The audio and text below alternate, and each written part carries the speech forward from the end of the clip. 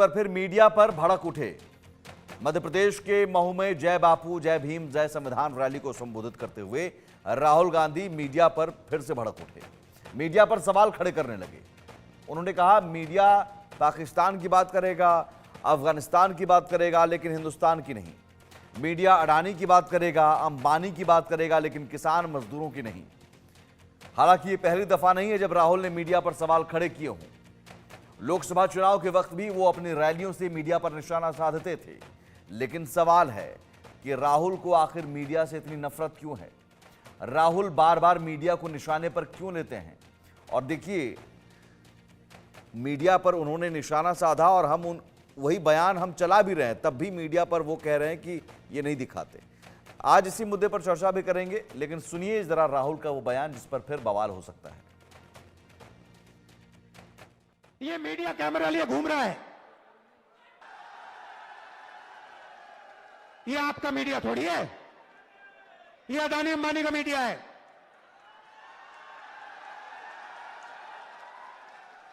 आप भूखे मर जाओ, आपके बच्चे भूखे मर जाएं, आत्महत्या कर ले, किसान मर जाए, इनको कोई फर्क नहीं पड़ता। ये अडानी अंबानी की शादी दिखाएंगे। ये उनके हैं, उनकी नौकरी करते हैं 24 घंटा। हिंदुस्तान के किसान की बात नहीं करेंगे, मजदूर की बात नहीं करेंगे, बेरोजगार युवाओं की बात नहीं करेंगे, अडानी अंबानी की शादी की बात करेंगे, अफगानिस्तान की बात होगी, पाकिस्तान की बात होगी, मगर हिंदुस्तान की बात, किसानों की बात, मजदूरों की बात ये नहीं करेंगे। अब हिमांशु भट्ट जी हैं, वरिष्ठ पत्रकार हैं। हिमांशु जी, चुनाव में मुद्दों की बात होती है, चुनाव में लोगों की बात होती है। हर नेता, हर पार्टी को अधिकार है कि आप कुछ भी कहिए और कोई भी बयान दीजिए, अपने विरोधियों पर निशाना साधिए, लेकिन राहुल गांधी बार बार भटक क्यों जाते हैं? भटकते हैं क्योंकि ये इनका एक फ्रस्ट्रेशन अभी बाहर आ रहा है। धीरे धीरे उनको ये समझ में आ रहा है कि उनके पास न तो वैलिड मुद्दे हैं, न तो लोगों को अपनी तरफ करने की ताकत है, तो वो मीडिया के ऊपर भड़कते हैं। हमने लोकसभा के चुनाव में भी देखा था कि हमारे यहाँ के ही एक पत्रकार के ऊपर वो कैसे जले थे, आपकी जात कौन सी है, आपकी ये कौन सा है। तब उन्होंने ले लिया था ठेका जातिवादी जनगणना का, तो वहां पर बम मारते थे। अब इन्होंने ले लिया है ठेका युवा और बेरोजगारों का। वो समझते हैं, वो उनकी समझ है। देखिए, समझ समझ में फेर होता है। वो उनकी समझ है कि जो यूनियन ऑफ इंडिया के सामने वो लड़ते हैं, भारत के सामने लड़ते हैं, ऐसा बयान देते हैं, क्योंकि उनका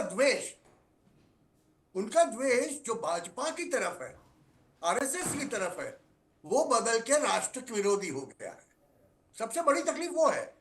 इसीलिए उनको नजर में नहीं आता कि भारतवर्ष के अंदर आज अनगिनत हमारे सिख भाई पगड़ी पहन के शान से घूमते हैं, मगर वो अमेरिका जाते हैं तो वहां पर लोगों को जताने की कोशिश करते हैं कि भारत में सिख पगड़ी भी नहीं पहन सकता। देखिए, ये सब बात नहीं, लेकिन क्या हिमांशु जी, ये क्या खींच इस बात की भी है कि राहुल गांधी ने चूंकि इस दौर को देखा यूपीए सरकार में, जब लुटियन जोन के पत्रकार जो है उस दरबार में हाजिरी लगाते थे और उस राज दरबारी में तय होता था, राहुल गांधी अगर ऑर्डिनेंस फाड़ते थे तो वो भी एकदम वाह वाह राहुल गांधी करने वाले लोग थे। और अब वो नहीं रहा। अब सीधे सीधे आपकी योग्यता पर सवाल हो रहे हैं, आपके मुद्दों पर, आपके भाषणों पर सवाल हो रहे हैं, और उन्हें लग रहा है कि भाई आप तो टारगेट हो रहे हैं। ये आदत नहीं रही। सुमित जी, उन्हें तो ये लग रहा है ना कि वो तो एंटाइटल्ड है। वो नेहरू गांधी खानदान से है तो वो एंटाइटल्ड है। भारत इनका सूबा है, भारत पे राज करने के लिए वो एंटाइटल्ड है। ये लोग कैसे मुझे सवाल करेंगे? और जब उन्होंने 2014 से देखा कि देश की प्रजा उनके साथ नहीं है, तो उनके लिए रास्ता एक ही बचता है, ये फ्रस्ट्रेशन दिखाता है। वो वियतनाम में कुछ करके आते हैं और यहां आके भारत के विरोधी हो जाते हैं। अभी देखिए, जब बोलेंगे हम तो कांग्रेस वालों को अच्छा नहीं लगेगा, मगर आपने जो बताया ना कि अपने ही प्रधानमंत्री का निकाला हुआ ऑर्डर फाड़ देते हैं, फिर भी लोग राहुल राहुल करते हैं।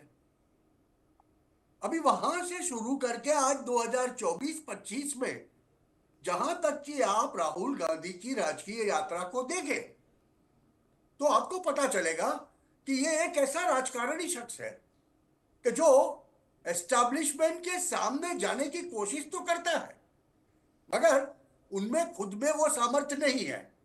उनको ये पता नहीं चलता कि जलेबियों की फैक्ट्री नहीं लगती, उनको ये पता नहीं है। उतना तो उनका धरातल से कनेक्ट है। दरअसल से कनेक्ट वाला कोई भी नेता ये नहीं कहेगा कि हम जलेबियों की फैक्ट्रियां लगा देंगे। समझ में आती है बात? हमने तो उनको देखा है कि वो एक 3 दिन की दक्षिण गुजरात की यात्रा पे जाते हैं तो सुबह से शाम तक एक ही स्पीच रट के चलते हैं, और जैसे ही वो स्पीच खत्म होती है वो जाके अपने शानदार कारवां के अंदर बैठ जाते हैं, ठंडी ठंडी हवा खाते हैं। उनका क्या कनेक्ट है लोगों से? जनसभा में जाते हैं मगर जनसभा में भी लोगों से कनेक्ट क्या है? और जब ऐसी स्थिति आ जाती है तो फ्रस्ट्रेशन बढ़ता जाता है, और तो अंदर से इस जब फ्रस्ट्रेशन बढ़ता का जाता इस है, जब फ्रस्ट्रेशन रास्ते का बंद हो जाते हैं। असर है, इस फ्रस्ट्रेशन का ही असर है कि अब वो अब कुछ भी बोलने लगे हैं, अब ये कहने लगे हैं कि भाई हमारी लड़ाई इंडियन स्टेट से है। हाँ, वही तो बोल रहा हूं मैं। अब इंडियन कि स्टेट अब से इंडियन लड़ाई स्टेट कोई से लड़ने नेता दीजिए। प्रतिपक्ष कहे तो ये मैं समझना चाह रहा हूं कि क्या ये फ्रस्ट्रेशन का असर है, ये खीज है, या फिर उनके सलाहकार जो हैं, सलाहकार मंडली जो हैं, वो बहुत गलत सलाह दे रहे हैं। गलत सलाह दे रहे हैं, फ्रस्ट्रेशन है, और साथ साथ में उनके जो आका 7 समंदर पार बैठे थे वो सब आकाओं का राज भी चला जा चुका है। तो बाहर से आने वाली सारे प्रकार की मदद, फिर वो आर्थिक हो बौद्धिक हो, वो बंद होती जाएगी धीरे धीरे। तो उनको अभी समझ में आ रहा है कि उनका कोई रहा नहीं, और जब ये मनोस्थिति में आते हैं लोग, तब जब बौखलाहट बहुत ज्यादा, हद से ज्यादा बढ़ जाती है, तब इंसान एल फेल बातें करने लगता है। और इसी का नतीजा है कि आप ये सुनेंगे कि मीडिया को तो अदानी अंबानी ने भेजा हुआ है, उनकी शादी कवर करते हैं। अरे भैया, कितनों को पता है कि अदानी अंबानी की शादी जो मीडिया दिखाती है, वो ही मीडिया के वो दृश्य देख के देश के 140 करोड़ लोग को प्रेरणा मिलती है, इंस्पिरेशन मिलती है। मैं तो ये कहता हूं हर वक्त कि हमारे देश में 1-2 नहीं, एक अदानी एक अंबानी नहीं, 50-50 अदानी और अंबानी होने चाहिए।